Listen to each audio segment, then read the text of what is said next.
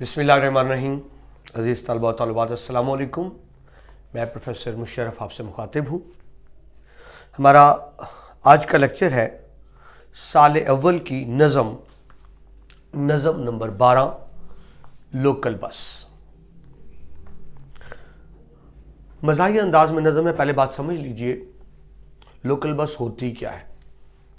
Local bus से मतलब एक ऐसी बस जो बड़े शहरों में ना चले, जिस तरह लाहौर इस्लामाबाद, इस तरह से नहीं, जो छोटे शहरों के दरमियान चले, कस्बों गाँवों के दरमियान चले या गांव से शहर की तरफ आए। यानी छोटी सड़कों पर लोकल रूट्स पर जो बसें चलती हैं उनको लोकल बस कहा जाता है। अब जाहिर है क्योंकि लोकल रूट होता है तो ये बसें भी कोई बहुत बेहतर नहीं होती। इनकी हालत पुरानी होती है, खटारा होती हैं, बहुत अच्छी कंडीशन में नहीं होती, किराए भी कम होते हैं। लेकिन इससे बढ़ के मसला ये है कि वो भी कम होती हैं। इसमें बुनियादी नुक्ता क्या है, ये हुकूमत का काम था कि ट्रांसपोर्ट की सहूलतें पहुँचाई जाती तमाम शहरों को, तमाम अवाम को, लेकिन हुकूमत अपनी जिम्मेदारी अदा नहीं कर रही। तो प्राइवेट शोबा जो अपने तौर पे बसें चलाते हैं वो बेहतर नहीं होती, कम होती हैं। अब जिसने उस लोकल बस पे सफ़र करना है वो देख रहा है बस भरी हुई है, बस में गुंजाइश नहीं है, बस में बहुत ज़्यादा रश है, लेकिन वो तब भी उसी बस में जाने पर मजबूर होगा क्योंकि वो जानता है अगर मैं इस बस पे ना बैठा, मुमकिन है अगली बस 3 घंटे बाद आए, 4 घंटे बाद आए, मुमकिन है ना ही आए, और अगर आए तो मुमकिन है इससे भी ज़्यादा रश हो। लोकल बसों का मसला ये होता है उसमें रश ज़्यादा होता है, बार बार रुकती हैं, बार बार चलती हैं, हवा का नकासी यानी वेंटिलेशन का इंतजाम नहीं होता, उसमें हब्स भी है, घुटन भी है। बस चलने से तो हब्स कम हो जाता है, लेकिन जब रुकती है तो हब्स घुटन भी होता है। फिर आप देखिए देहातों कस्बों में जानवर, उसमें मुर्गी है, मुर्गा है, बकरी है, ये चीज़ें भी उसके अंदर है। और आप जानते हैं इन जानवरों ने पैम्पर्स तो लगाए नहीं होते, वो जहाँ चाहें जो काम करना चाहें शुरू कर दें, तो उससे एक बदबू की अंसर भी है। अब एक तो यह कि रश बहुत ज़्यादा है, फिर हब्स है, घुटन है, बदबू है, वो बार बार रुक रही है, मुसाफिर वक्त पे पहुंच नहीं पा रहे। वो शिकवा करते हैं बस के अमले से कि बस को चला दो। बस का अमला कहते हैं जी अभी हमने और सवारियां बिठानी है, अखराजात नहीं पूरे होते, तो कुछ फिर बहसो तकरार भी होती है बस के अमले में और मुसाफिरों के दरमियान। तो लोकल बस में जिस तरह आवाम तंग होते हैं उस पर एक मज़ाही अंदाज में नज़म दिलावर फिगार की लोकल बस। पहले तारुफ देखिए दिलावर फिगार का। आपने तंजिया शायरी से इब्तदा की, अपनी शायरी की। शायरी में तहरीफ और तज़मीन के ज़रिए मज़ा पैदा करते हैं। तारीफ से मतलब ये है कि किसी और शायर के शेर के वज़न पर चंद लफ्ज़ बदल कर उसको तब्दील कर दिया जाए, मज़ाहिया रंग दे दिया जाए, नज़म का रंग दे दिया जाए। दिलावर फिगार अपनी शायरी में ज़िंदगी के तज़ादात जो कंट्रडिक्शन होती हैं उनका इजहार करते हैं, समाजी नाहमवारियों का जिक्र करते हैं। हमारे मुआशरे में सब एक जैसे तो है नहीं, तबकाती निज़ाम है, अमीर गरीब का फ़र्क बहुत ज़्यादा है, उसकी जिक्र करते हैं। इंसानी कमज़ोरियों का बयान है, हमारे रवैये आम लोगों के।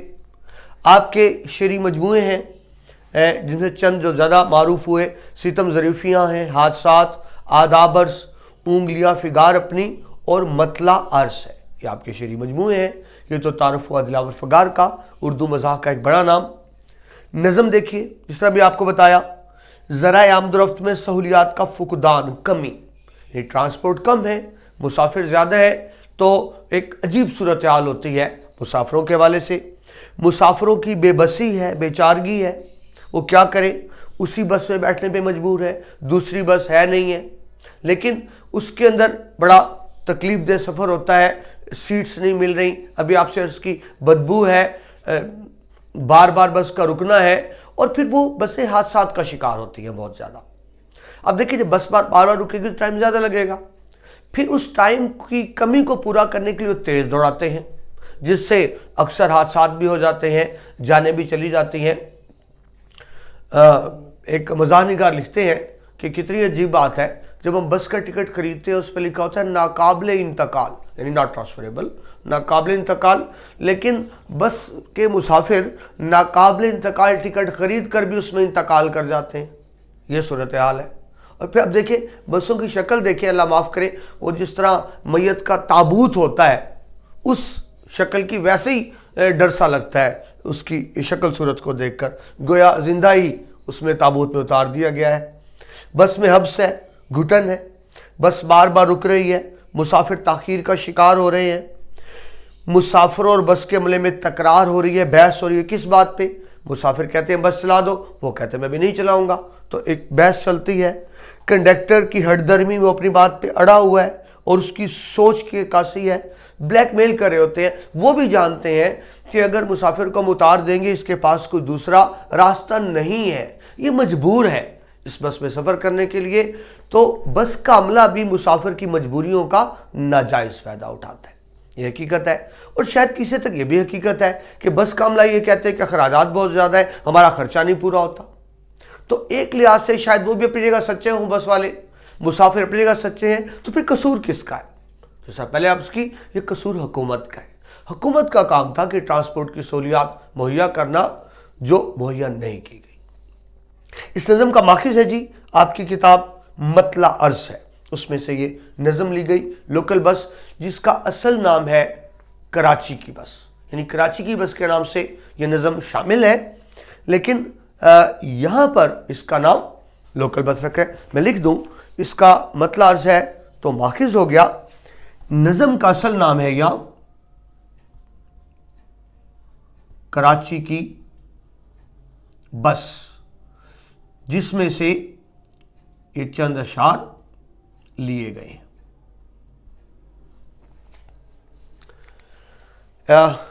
इस तारुफ के बाद बढ़ते हैं जी बाकायदा नज़म की तरफ। मुसद्दस की शक्ल में नज़म है।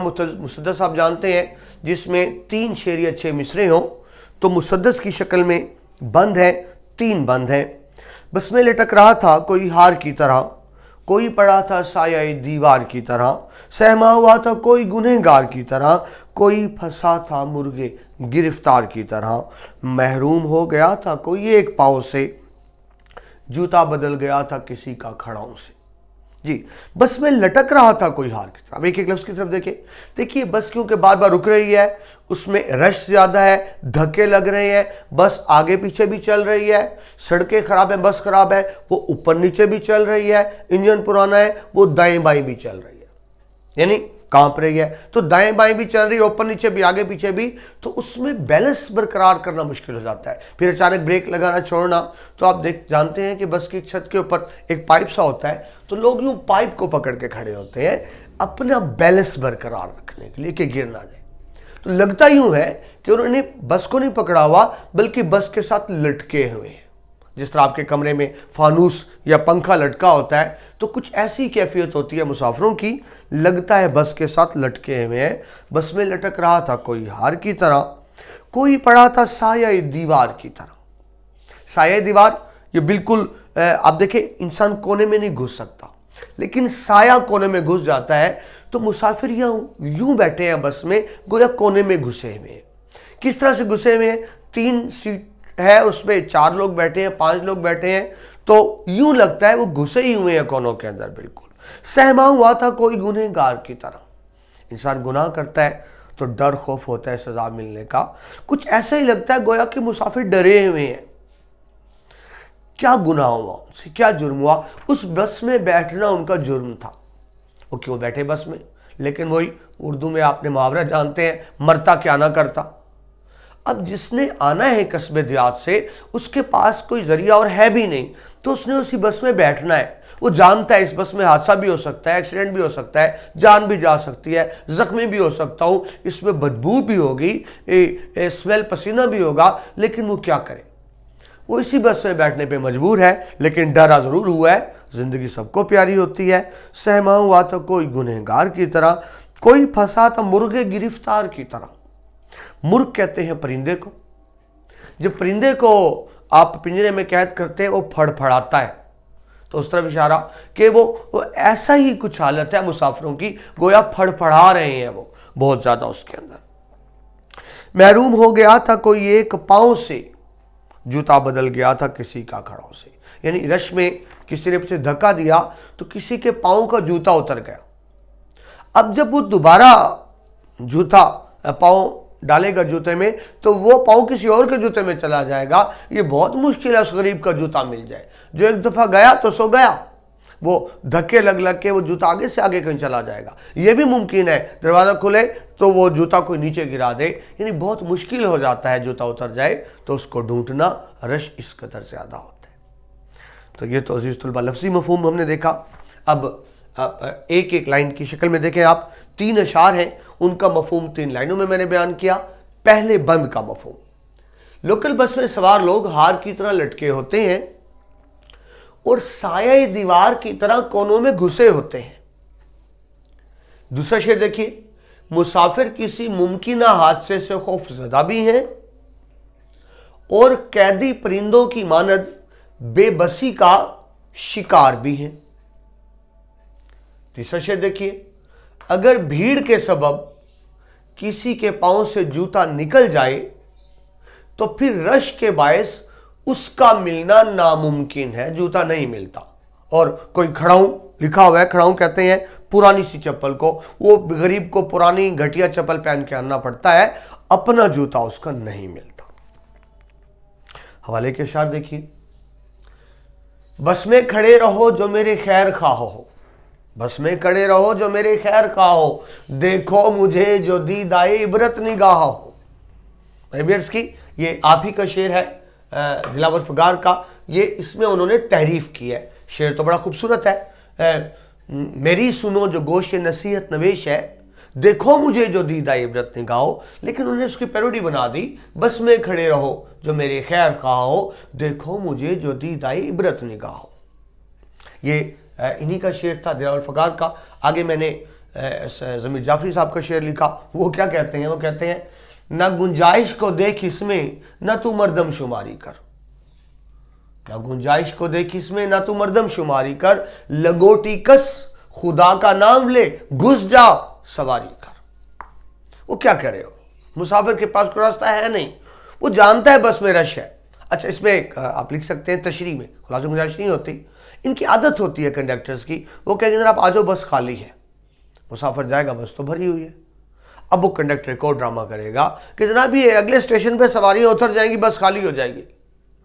मुसाफिर जानता है कि वो गलत बयानी कर रहा है, लेकिन क्या करे, मुसाफिर के पास कोई और रास्ता नहीं है, वो उसकी बात पे यकीन कर लेगा, अगरचा वो जानता है कि उसको सीट नहीं मिलेगी।